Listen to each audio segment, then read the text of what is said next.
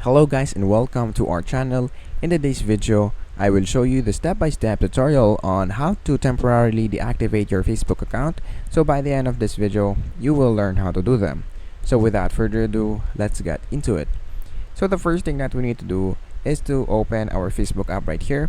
And then the next thing that we need to do is to click our profile icon on the top right corner. And then after that, click the settings icon. After that, click see an account there, and then after that click this personal details right here, and then after that click account ownership and control. After that, click the activation or deletion, and then just choose your Facebook account. After that, click deactivate your account right here, and then click continue. After that, click continue again, and then just put your password again. And once you're now done with this, your Facebook will now be temporarily deactivated on Facebook. You will still be able to recover them by just logging in again. And that is basically it for this video. Thank you guys for watching. I hope you learned something, and please don't forget to like and subscribe.